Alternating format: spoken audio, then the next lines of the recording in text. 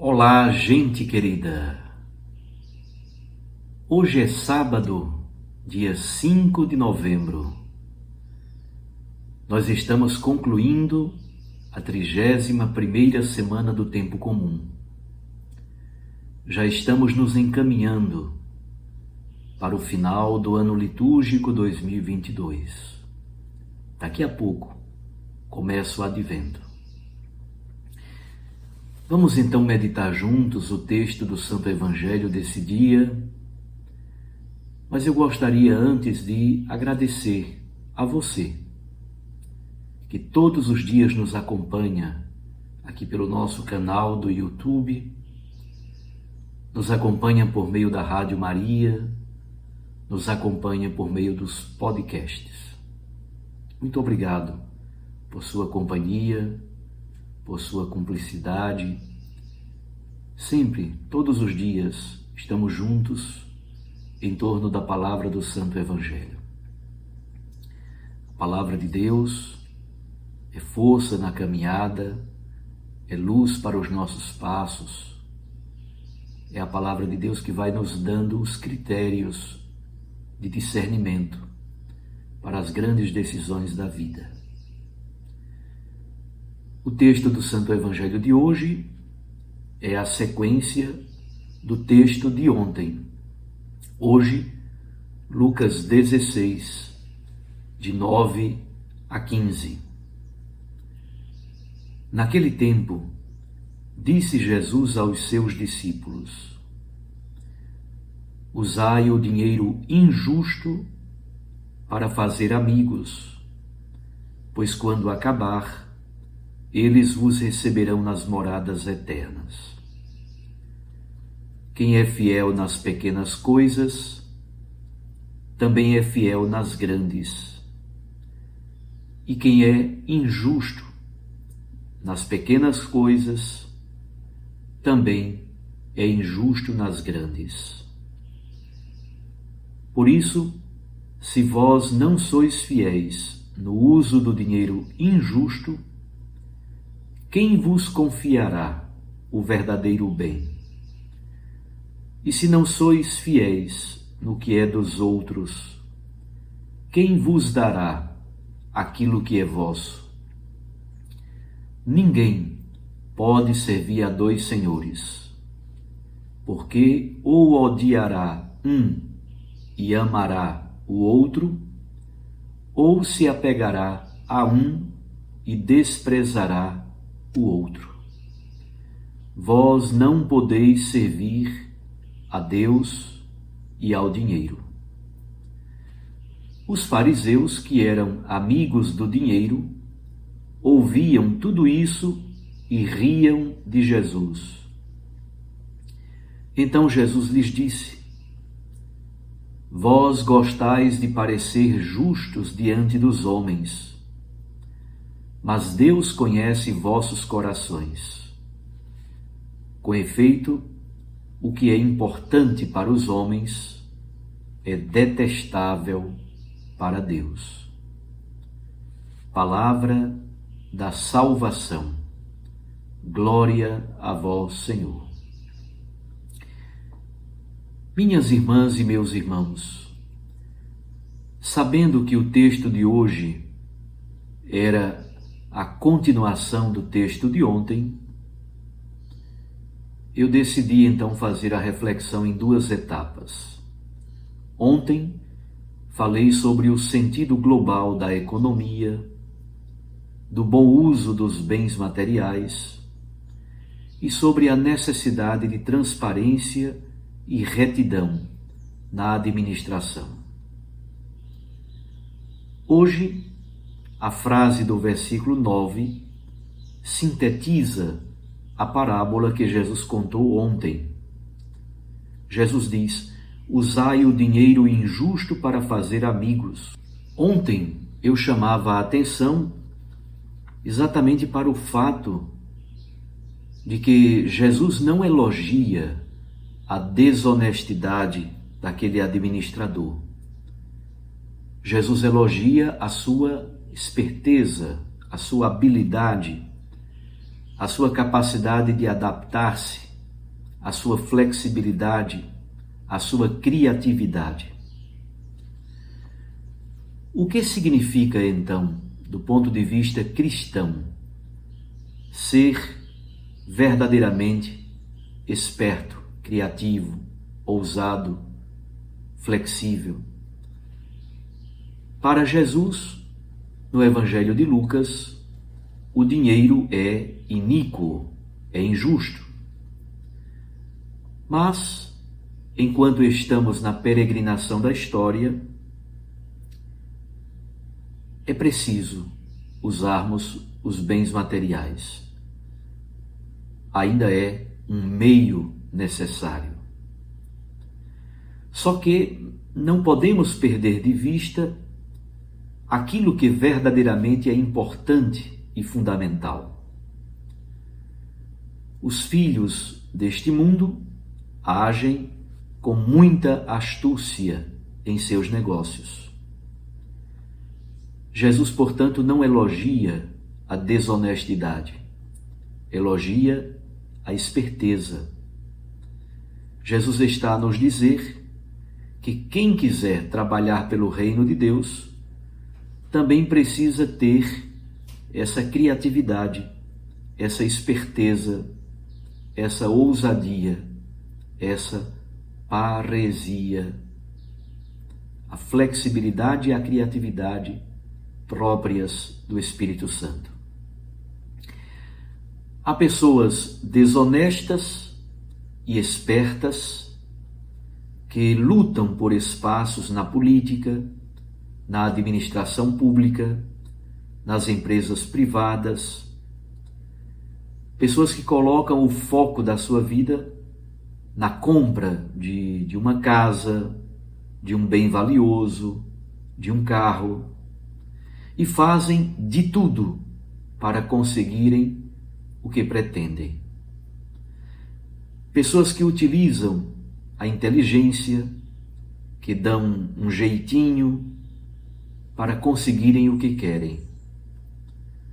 Nós, cristãos, nem sempre sabemos usar aquilo que está ao nosso dispor para conseguirmos o verdadeiro bem, o reino de Deus. Usar os bens materiais em função da solidariedade, em função da transformação das estruturas injustas, com esperteza, com inteligência, com uma certa astúcia, mas sem cair na infidelidade, na injustiça, na iniquidade, na antiética. Deus, desta forma, nos confiará o verdadeiro bem. A estratégia para conseguir qualquer objetivo, qualquer meta, muitas pessoas são capazes de qualquer sacrifício. Como a gente diz brincando, algumas pessoas vendem a mãe para conseguir o que querem. Não é assim que Deus quer que o façamos. Deus quer criatividade, flexibilidade, a capacidade de planejamento.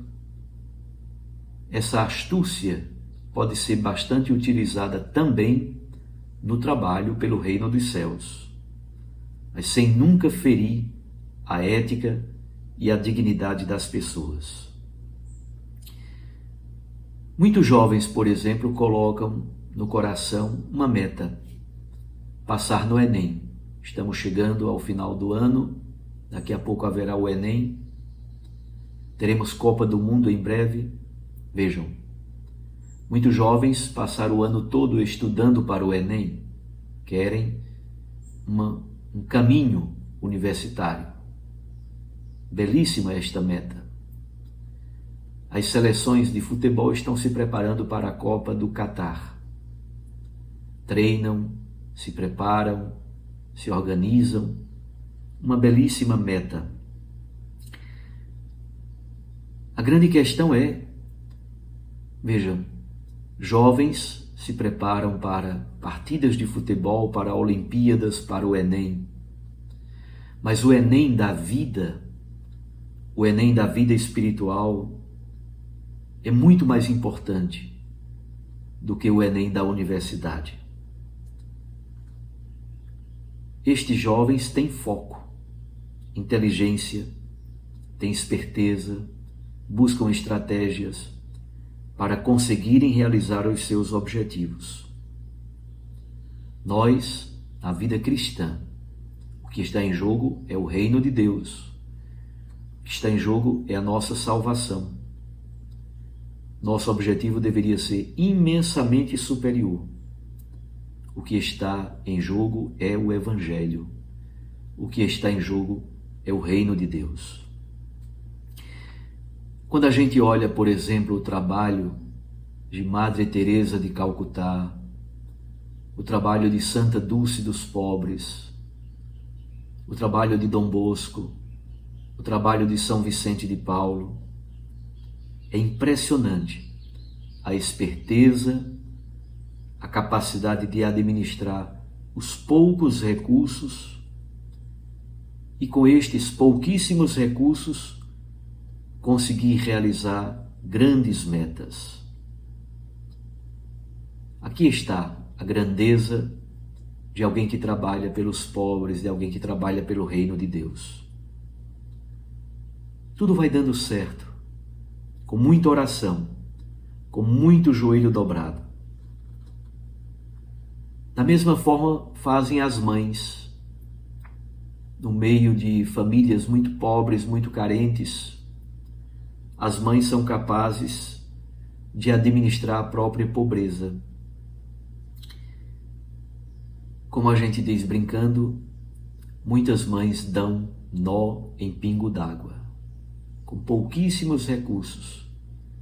Puxa de cá, ajeita de lá, organiza isso, organiza aquilo, diminui aqui, economiza acolá. Assim também devemos fazer com as estratégias da evangelização. O planejamento missionário deve partir, antes de tudo, de uma lógica permanente, perene e paradigmática da missão. Isto é, a missão, em primeiro lugar, deve estar na alma. A missão deve ser um espírito vital, um jeito de ser, um estilo de vida. A partir dessa mística missionária, nós realizamos a programação. E esta programação missionária deve seguir exatamente estas estratégias, esta flexibilidade. Organização do trabalho missionário é fundamental. Planejamento do trabalho missionário é fundamental, desde que nasça de uma mística paradigmática, de uma mística missionária, que é, na verdade, o sopro vital que nos guia. Assim, nós conseguimos atingir até mesmo aqueles ambientes difíceis que precisam ser evangelizados.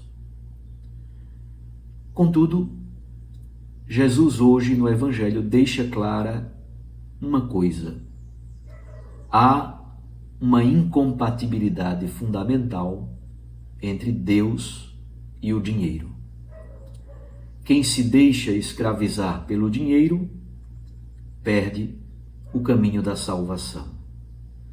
Já não há mais espaço para o Evangelho. Não esqueçamos nunca a primeira bem-aventurança. Bem-aventurados os pobres em espírito. Ser de Deus é ser totalmente dependente dele e só dele. Não se pode servir a dois senhores. A confiança absoluta na providência divina é fundamental.